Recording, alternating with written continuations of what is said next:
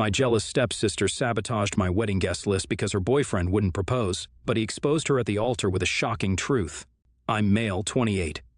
My stepsister, Mindy, female 25, has always been a brat. She craves attention and absolutely loses it if other people are ahead of her in life. We were introduced to each other when I was 14 and she was 12, as that was when Mom and my stepdad started dating seriously, and I was never able to gel with her. My stepdad is pretty cool though, and I have formed somewhat of a bond with him. Honestly, my relationship with Mindy deteriorated terribly in high school, and I gave up on forming any connection with her because of one major incident. My best bud, Josh, used to often come over after classes and hang out with me, and for some reason this annoyed Mindy. She just didn't like seeing me enjoying myself, and in a very calculated way, she ended up dating Josh. My God, this dude was like whipped, but I knew the truth. She would casually just come in and tell me that she didn't care about him and was looking at a new guy, stuff like that. I warned him endlessly, but she poisoned him against me too by making up stuff about how I was a terrible sibling. Eventually, she ended up cheating on him, which led Josh into a massive depressive spiral. This was the final nail in the coffin for my relationship with Mindy. After college and moving out, things have become a lot easier since I don't have to live in the same space as her. Mindy's narcissistic behavior and terrible attitude have sprung her into dysfunctional relationship after dysfunctional relationship. While I've been dating the girl I met in college for over 7 years, Lex, not Lufa. In the spring of last year, I proposed to her and she happily accepted, and we were planning to get married after a year. When I broke the news to my family, everyone except Mindy was super happy for me. She made extremely snide comments and called me a basic and vanilla person for marrying my college sweetheart.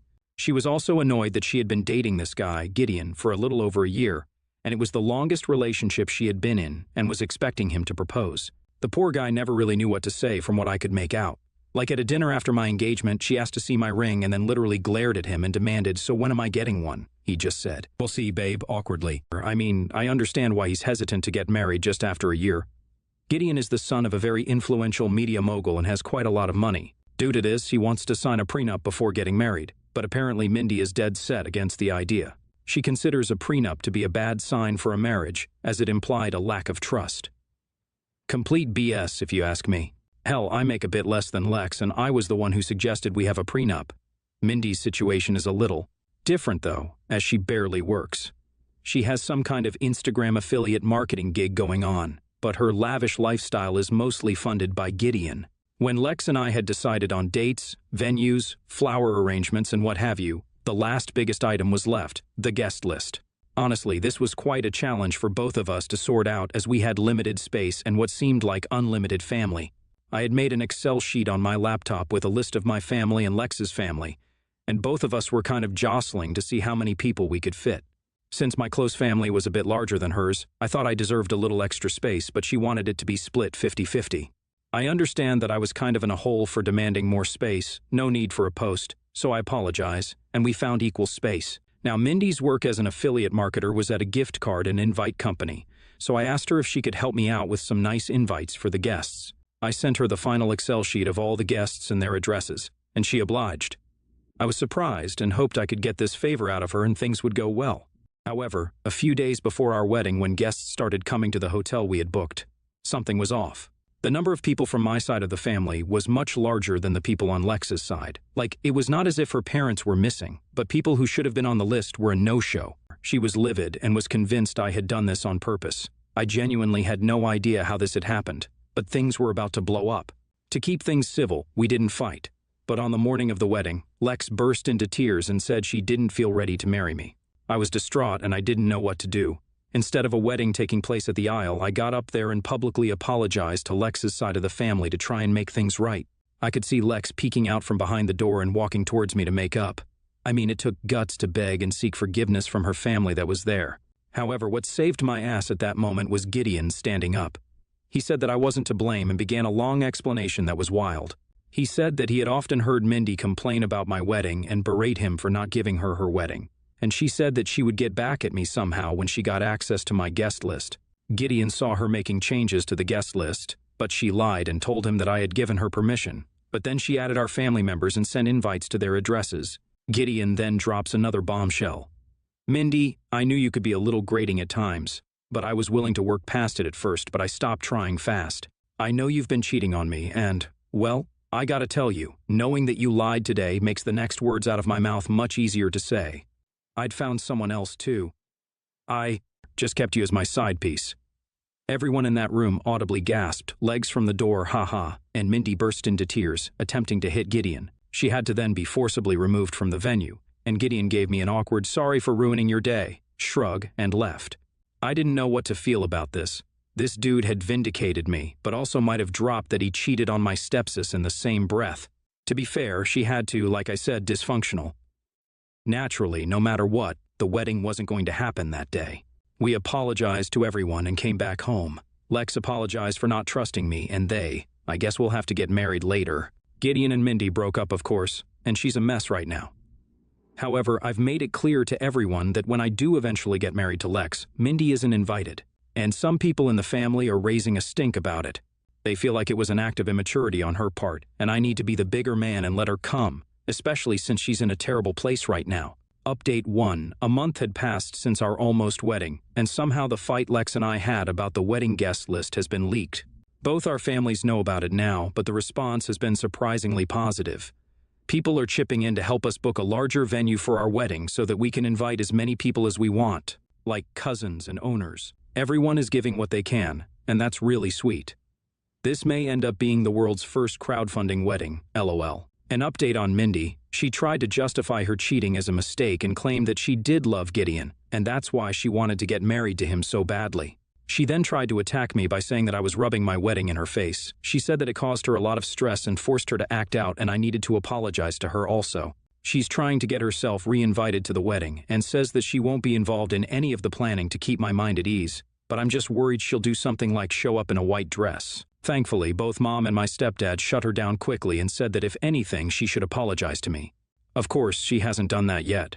She's also moved back in with Mom and Dad because she was living with Gideon before. Update 2. New wedding date is just a month away. Excited, excited, excited. But the Mindy question has been answered for us. Mindy will be serving community service on the day of the wedding because she stalked Gideon and his new girlfriend to a restaurant and tried to set the chick's hair on fire. Obviously, she pressed charges, but Mom and Dad ended up paying for bail and speaking to the girl to get the punishment lessened. Of course, the fact that Mindy didn't set her hair on fire was also a positive factor. There's not anyone in the family who supports her anymore after that incident, LOL, but everyone is excited about the wedding. Gideon also messaged me recently thanking me for making that public apology as it allowed him to piece everything together. I don't really know what to feel about this guy since he did still cheat on someone, but like we still talk about the almost wedding at parties. Sometimes we open up this post and look at the funnier comments too. Update 3. OP is now married. The ceremony went completely smoothly. Both of our prominent fat families were there, and everything sailed by super smoothly. Mindy wasn't too disruptive because the only interaction we had with her was through a video call, although she did still manage to make snarky comments about the decor in that 5-minute time frame. To be honest, I don't care. I'm excited to start an amazing life with Lex, and this whole story can finally be laid to rest. NTA. Your sister is overkill. I wouldn't be surprised if the only reason she was with Gideon was for his wallet anyways. Edit. Wow, she tried to set someone's hair on fire? I know I've been reading this post for entertainment, but please ask her to get help, OP. NTA. You got your ass saved at the last moment by Gideon. I'm sure the Mata could have resolved itself even without that. But that act did have a silver lining because your family ended up knowing about the space situation and you got to invite everyone, right? Next story. I, 27, female, have been dating my boyfriend, 28, male, for a little over 2 years now, and I'm 7 months pregnant. Last week, we went to his sister's wedding. I'm not super close with most of his family, but we grew up in the same town, so I knew a lot of the people who were at the wedding. I haven't told a lot of people about my pregnancy. I've had a lot of anxiety about miscarrying throughout it, so we decided to only tell close friends and family. And when I post on any social media, I wear baggy clothes and pose so that my bump is hidden. I wore a loose-fitting dress to the wedding, but it was still very obvious I was pregnant. Because I've been keeping my pregnancy pretty hidden, it was a lot of people's first time seeing me pregnant, and I had people coming up to me pretty much all night congratulating me. I could tell his sister was upset about it, so I tried to downplay it when people came over, but there wasn't much I could do about it. The day after the wedding, my boyfriend's mom called him pissed off that I wouldn't say anything to people beforehand because I took the attention away from his sister all night. I feel bad for his sister, but I don't think I should have to make a pregnancy announcement before I'm ready. And I'm not sure how I could have told people beforehand aside from calling up the entire guest list, which is just ridiculous. My boyfriend is on my side, but his mom's sister, and apparently a lot of his other family member, are upset with me. Aida? Edit to clarify, the bride knew. Everyone's immediate family knew about it, and close friends knew about it. My boyfriend and I grew up in the same town, went to the same high school, but didn't start dating or even really become friends until after we graduated college. A lot of the wedding guests knew us, but we hadn't seen them in years. Most of them do follow me on social media, though, because we all went to school together. The reason we didn't announce it on social media is because my boyfriend and I have a few thousand followers on Instagram combined, and there were maybe 100 people at this wedding who knew us enough to be shocked, but we weren't close enough to tell. I didn't think about posting beforehand, but even now, looking back, I wouldn't tell 2,000 plus people on social media just so the 100 that this wedding would know specifically. My boyfriend and I live far enough away from our hometown where running into people and them seeing me pregnant is an issue. I'm not going to make a full announcement until the baby is born. We were keeping it really secret until it made 20 weeks only immediate family, and a few friends knew, and since then it's been more like we haven't been going out of our way to tell people. This expectation that people notice absolutely nothing in the world, aside from the bride, for the entire day, because let's face it, no one ever cares if the groom gets attention, is ridiculous. The bride can't be talking to everyone at once, but apparently when she's not talking to people, they should all be staring adoringly at her and whispering to each other about how wonderful she is. NTA. It's not like you made a big announcement. She invited you and you just existed as a pregnant person. If she can't handle your existence at the expense of her fragile little ego, why did she let you come to start with? NTA. Why should it be your responsibility to notify every single person on your boyfriend's sister's guest list that you're expecting? There are no rules that you must disclose every major life event happening to you before someone's wedding. It's not like you stood up and shouted it from the rooftops during her reception. You went out of your way to hide it. Your body, you decide what you do with it and who you tell about it. NTA. You don't owe anyone a pregnancy announcement. You didn't turn the wedding into an impromptu baby shower. People notice by themselves despite loose dress. So what? I could 100% see their point. If you picked up the mic and made a huge announcement, it'd be disruptive and attention-stealing. I see no reason for them to be mad for you just existing while being pregnant. Next story. I, 31, female, live in Brussels with my husband, 30, male, Leo. Leo has a brother, Ollie, 34, male, who's married to Sarah, 34, female, who also lives in Brussels. Sarah is from an English-speaking country and has never bothered to learn French, the language our husbands and their families speak, even though she's lived in Brussels for 7 or 8 years now. She says things like, "Everyone here speaks English, so I don't need to," or, "I know how to say a coffee, that's all I need." Frankly, she can do whatever she wants, but our husband's parents don't speak English, so whenever we spend time with them, which is quite often, we have dinner there more or less every Friday. The conversation needs to be translated. For some reason, this now always falls on me.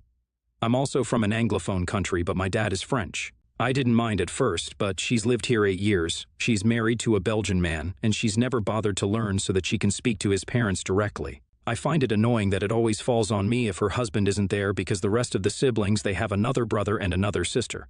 Find it irritating that she's never made an effort and just don't bother translating anymore. Last week I was trying to speak to my mother-in-law about something quite personal. My husband and I are trying for children and it's been hard, and Sarah kept asking me to translate for her. It was really starting to annoy me, especially as it was a sensitive conversation and translating it was quite painful. So when we left, I told her that I wasn't going to be the go-between for her anymore. I told her that she lives here and that if she wants to speak to his family, she's going to have to put in some effort to learn the language. Edit. Sorry, I forgot to add, after this happened, she was apparently in tears with her husband that night, and now both of them are upset with me. They're refusing to come to any more family dinners unless I apologize.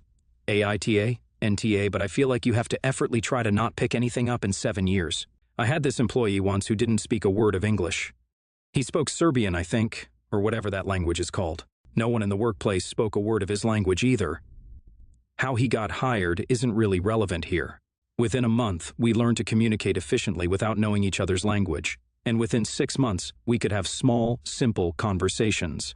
I know it's weird to think of communication without words being a thing, but we rely so much on language, but it's absolutely a thing. And it doesn't take that long to grow a communication system between two people. So when I Say she had to put in the effort to not communicate with the family, I mean it that, or she's neurodivergent and can absolutely not pick up on any non-language cues. I think she needs to bring along her own translator so the family can enjoy their personal family time together. Time to announce to all the need to know that translating is over. It takes away from your own enjoyment, and I don't think that everybody should stop and pause speaking until she is caught up with conversations NTA their loss. If a no-show to dinners can apologize as in sorry, but will not be taking on that task anymore. It is a task-acre job, NTA. It's not as if she just moved to a foreign place with a different language, but she has been there for more than 7 years. That's enough time to at least know the basics and hold a conversation.